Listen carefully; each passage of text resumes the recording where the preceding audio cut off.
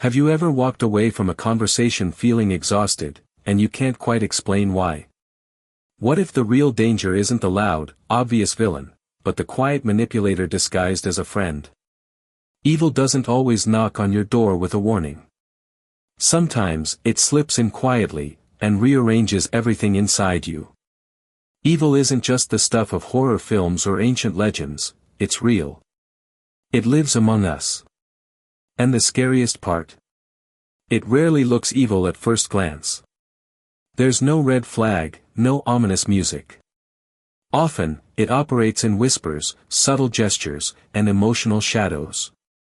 But here's the good news: once you know what to look for, you can protect yourself. You don't need a badge or a background in psychology to recognize the signs. The ancient Stoics, wise thinkers like Marcus Aurelius, left us timeless tools to spot malicious behavior and shield ourselves from its reach. In this video, we'll break down 10 clear signs that reveal when someone in your life may be harboring dangerous intent. These aren't vague guesses. They're unmistakable patterns, warning signals you simply can't afford to ignore. Armed with these insights, you'll be able to protect your peace, reclaim your emotional space, and walk through the world with clarity and confidence. So, let's begin. Sign number 1, constant manipulation. Seneca once said, "He who has many fears also has many things to manipulate." That wasn't just philosophical musing. It was a cautionary alert about how fear is a tool for the manipulative. People like this don't build trust. They don't inspire growth. Instead, they twist facts, distort reality, and turn your strengths into vulnerabilities. Lies are their language, and doubt is their playground.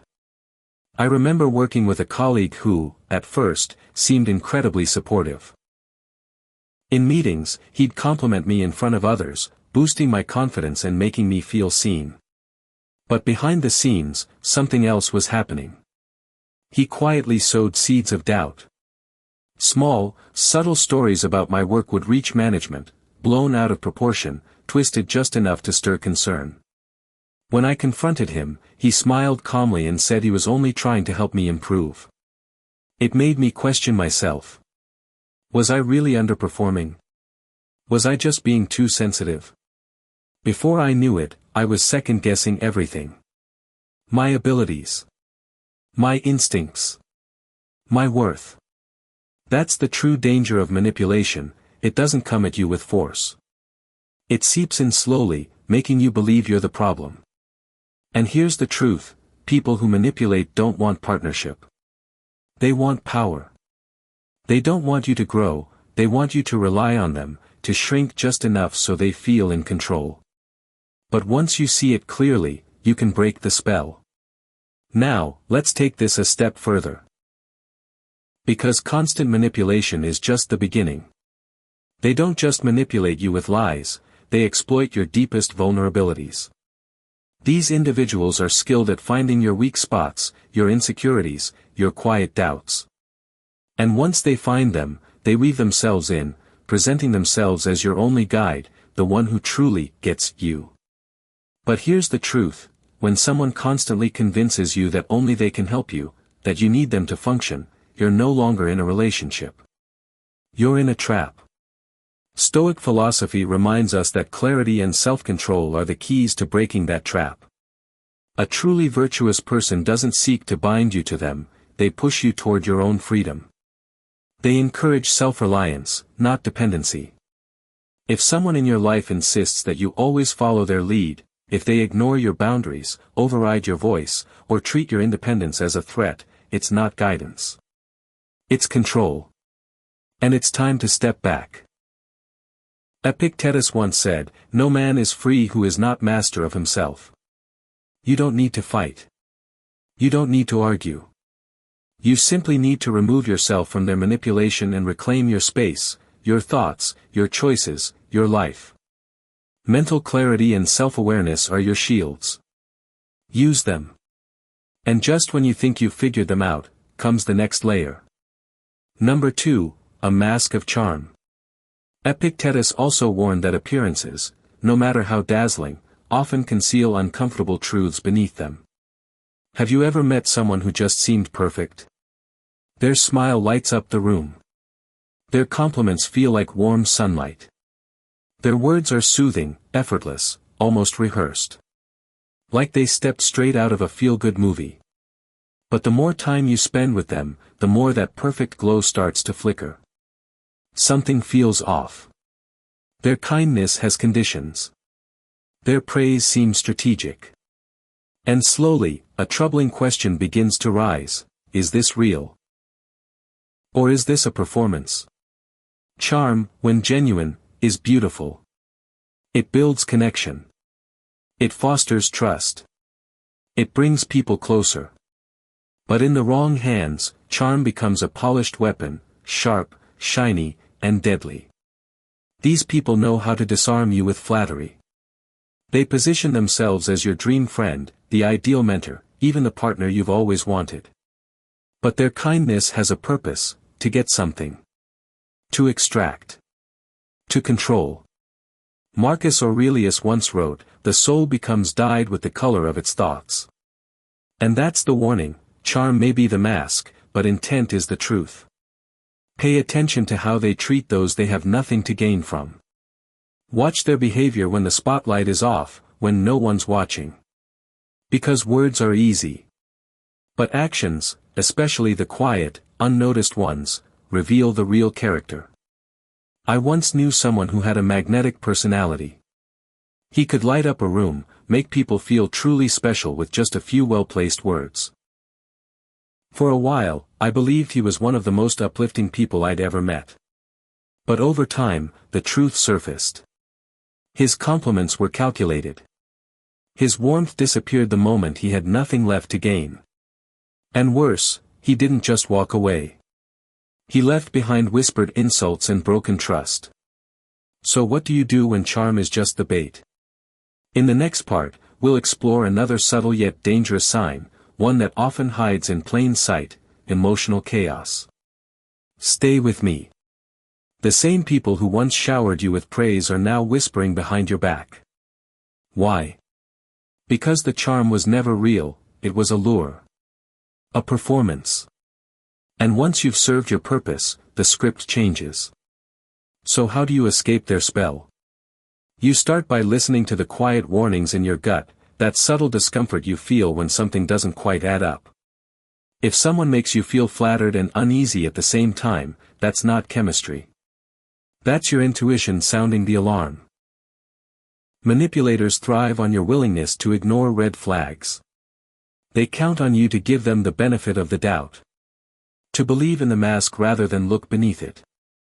But Stoic wisdom cuts through illusion. It teaches us that truth needs no costume. Authentic kindness shines naturally, calm, steady, and without fanfare. It doesn't demand belief. It earns trust through consistency. So take a breath.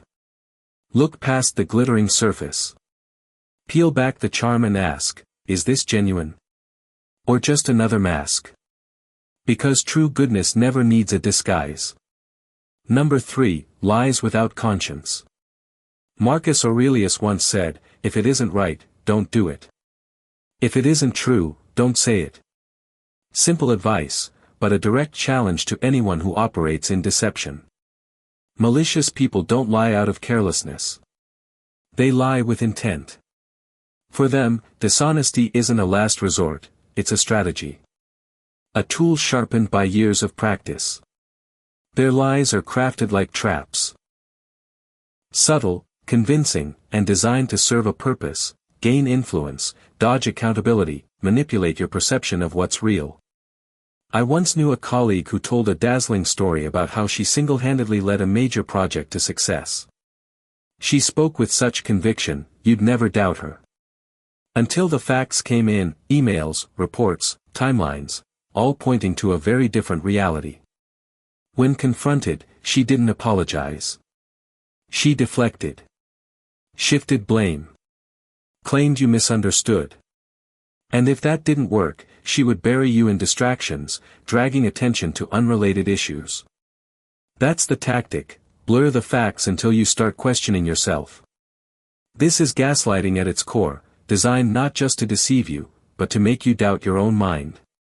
And once you're unsure of your reality, they've won. They control the story. And you lose your footing. But lies come at a cost.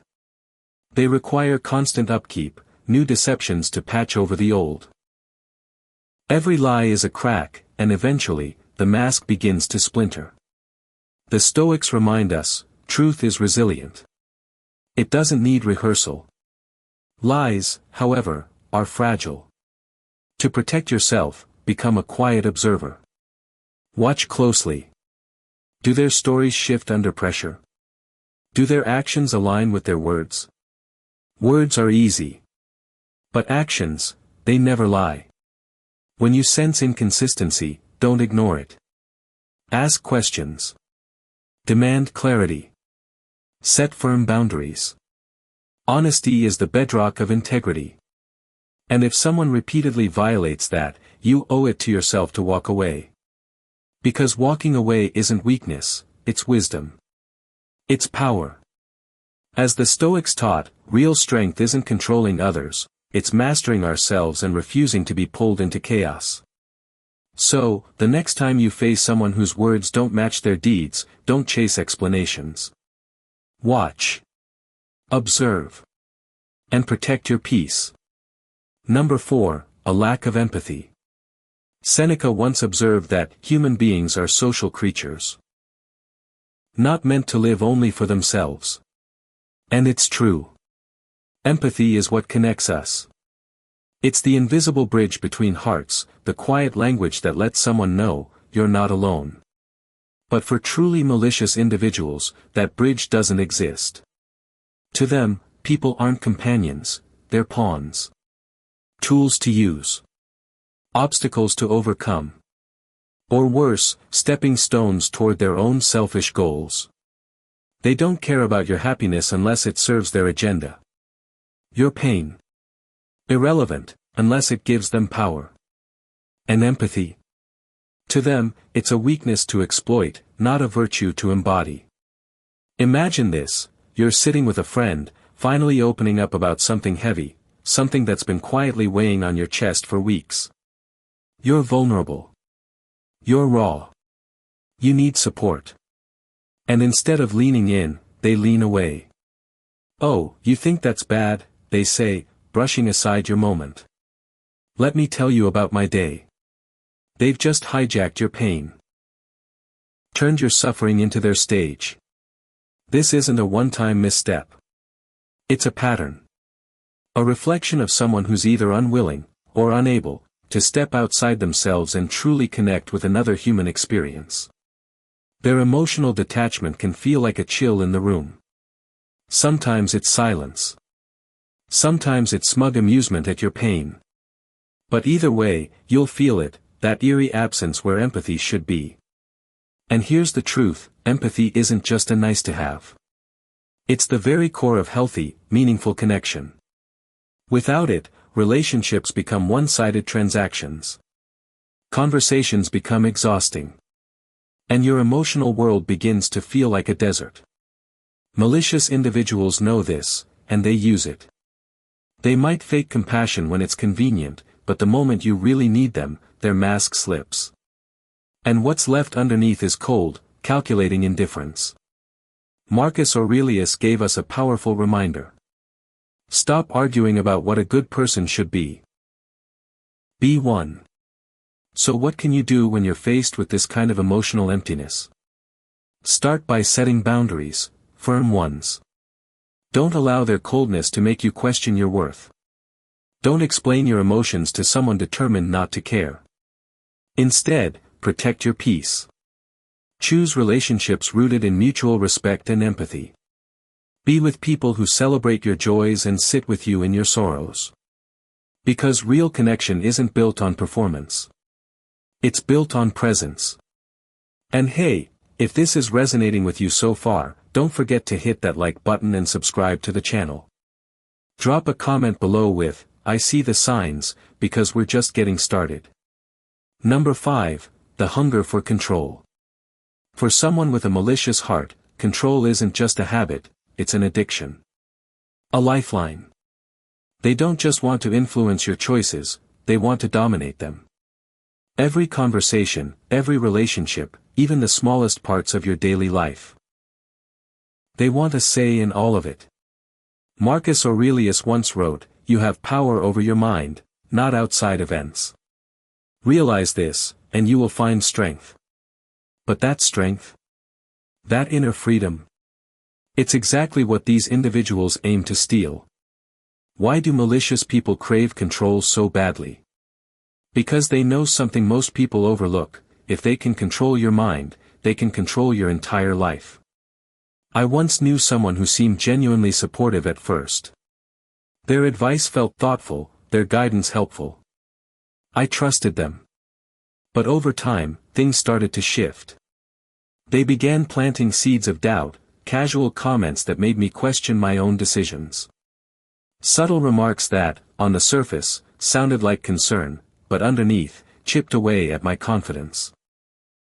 I remember when I was offered a chance to join an exciting new project.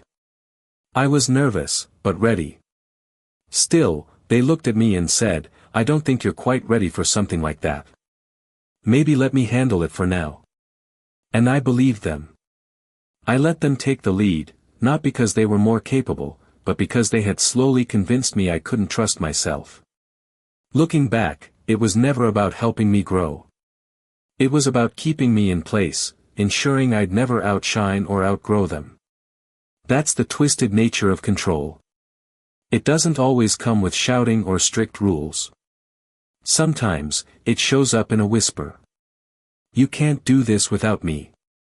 These individuals don't want your independence. They want your dependence. And they'll use whatever tools it takes: guilt, shame, flattery, or fear, to keep you close, but never empowered. And the cost? Your autonomy. Your confidence. Your sense of self slowly begins to fade. But the Stoics knew this long ago. Epictetus once said, "Freedom is the only worthy goal in life." And that freedom begins with the refusal to be ruled by anything outside of your control. Malicious people know that too, and that's why they target your mind. But here's the truth: you are not powerless. You don't have to live under their spell. The next time you feel pressured, ask yourself, does this align with my values? That question is your compass. It pulls you back to your core. Your autonomy is sacred. It's not something you owe to anyone. And no one, no matter how charming or persuasive, has the right to take it from you.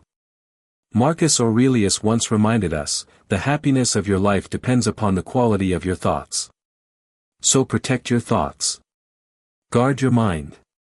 Because that's where true freedom begins. Those who truly care for you will never try to mold your choices. They'll cheer for your growth, even when it means you outgrow them. So stand tall. Step forward. And let your mind lead you to the freedom you've always deserved. Number 6, blame games and deflection. Have you ever found yourself taking the fall for something that wasn't your fault, and wondering how it happened? That's not coincidence. That's manipulation. And for certain people, it's a game they've mastered.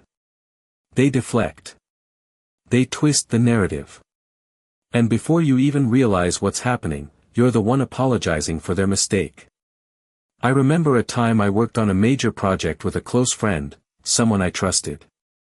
When things started to unravel, I expected us to work together and fix the issues. But instead of owning her part, she subtly turned the spotlight on me. Maybe if your planning had been more structured. Her voice was calm.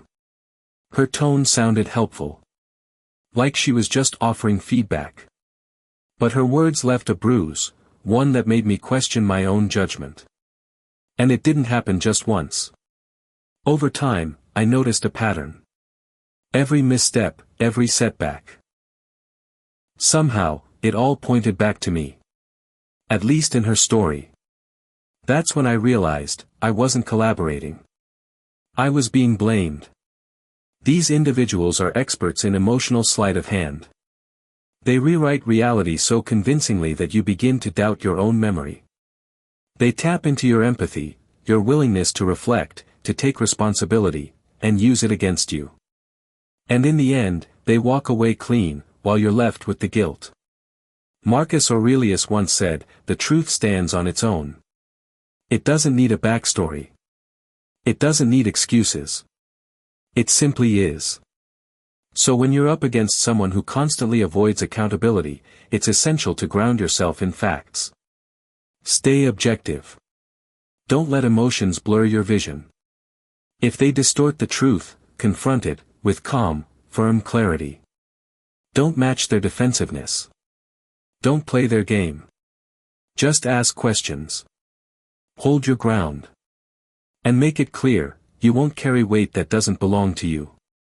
This not only protects your peace, it strengthens your integrity.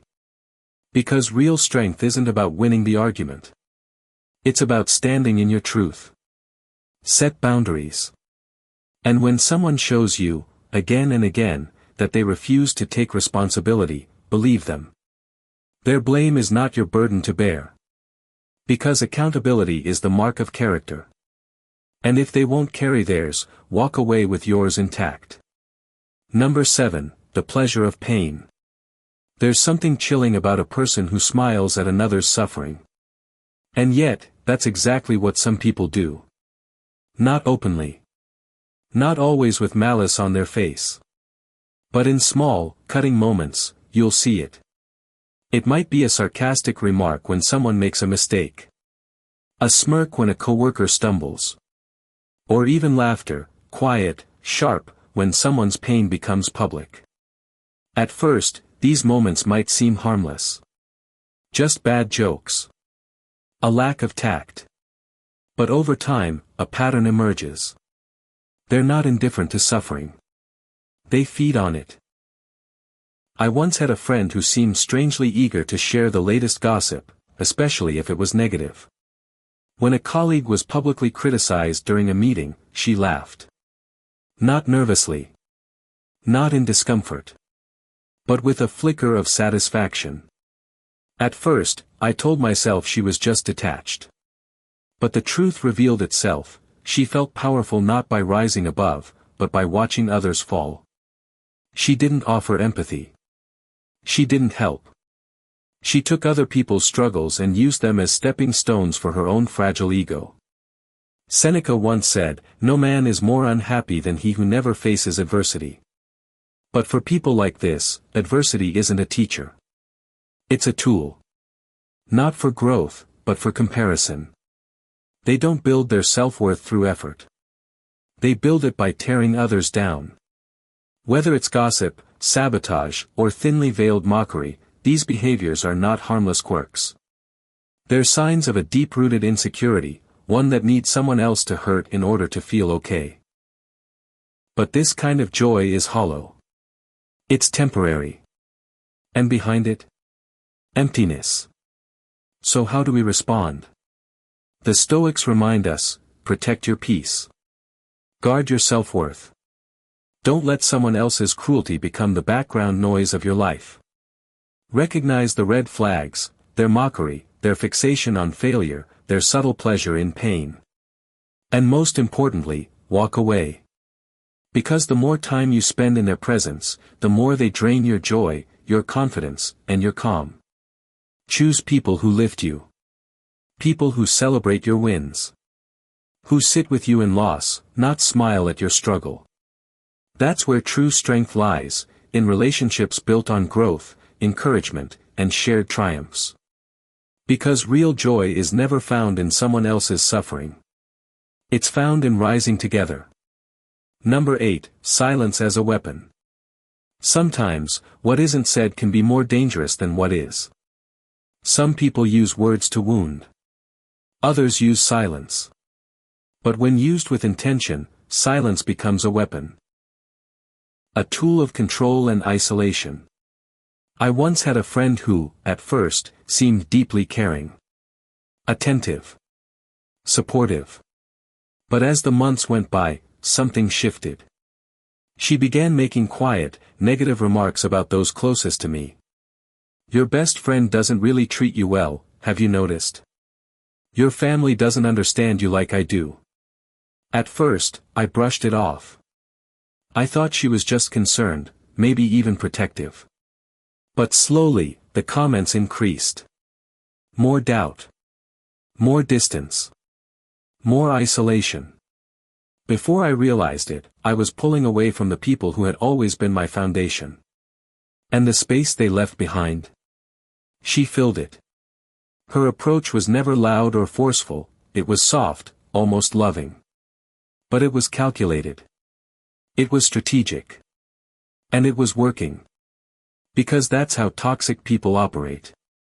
They don't just try to win your trust. They try to remove the competition. They isolate you from friends, family, and support systems.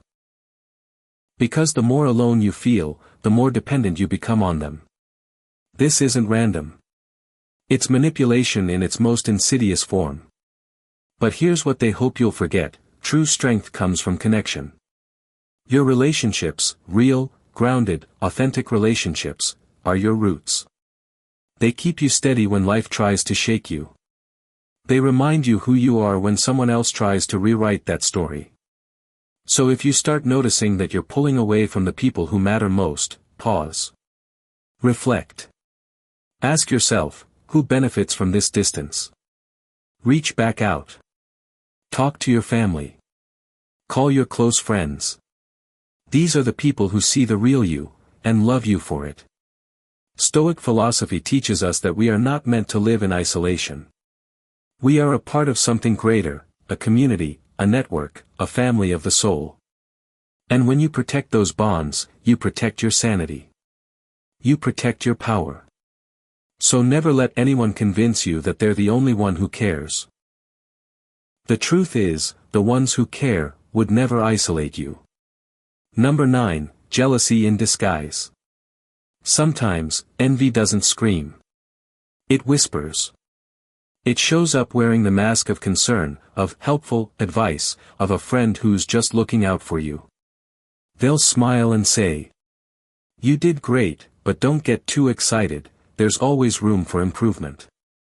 Or, "That's impressive, but I heard someone else did something similar, and their results were even better." Sounds harmless, right? Maybe even caring. But look closer. These words aren't encouragement. They're engineered to plant doubt. And once doubt takes root, it spreads. These individuals don't want to lift you up.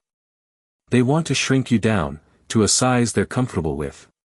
Because your success, it shines a light on everything they feel they're missing.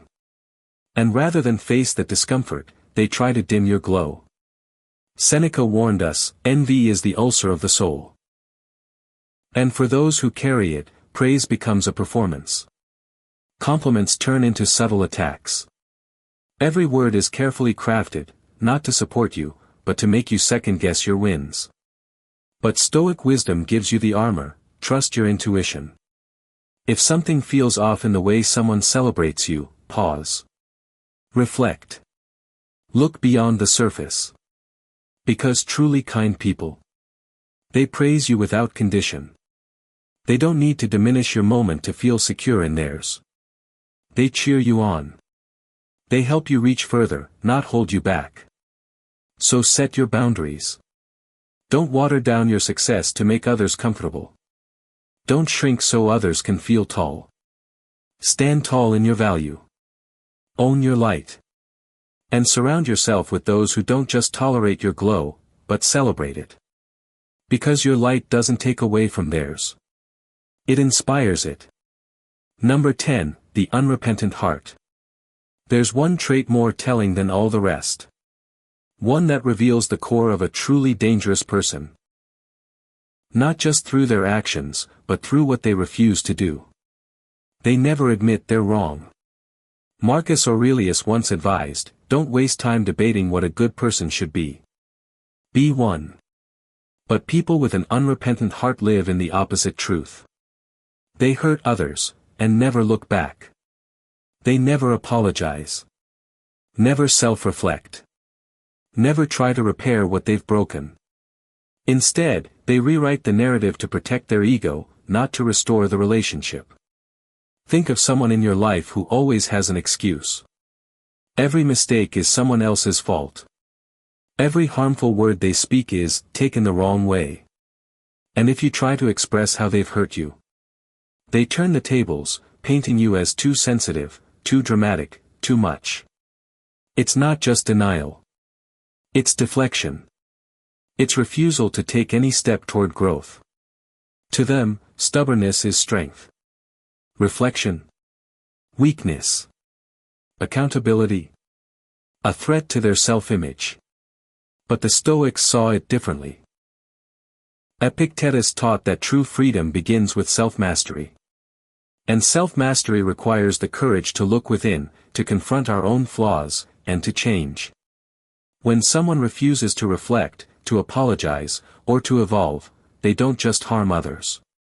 They block their own growth. They reject the opportunity to become better. And here's the truth. You can't force growth on someone who worships their pride. If you're close to someone like this, take a moment to reflect. Because the people we keep close have the power to shape our reality, for better or worse. Not everyone is willing to change. Not everyone wants to grow. So protect your peace. Preserve your energy. And choose people who are willing to face their flaws, take responsibility, and walk the path of maturity with you. So now you know. You've just uncovered 10 clear, undeniable signs that there may be someone in your life who doesn't just make mistakes, but chooses not to grow from them. Someone whose behavior quietly erodes your peace, your confidence, and your clarity. It's a sobering truth. But also a powerful one. Because with awareness comes freedom. Toxic people thrive in the shadows, in the silence of your self-doubt, in the fog of confusion. But once you see them clearly, once you understand their patterns, their power begins to fade. You don't need to confront them with rage. You don't need to beg them to change. You simply need to stand in your truth. Marcus Aurelius taught us. The happiness of your life depends upon the quality of your thoughts. So guard your thoughts. Set boundaries.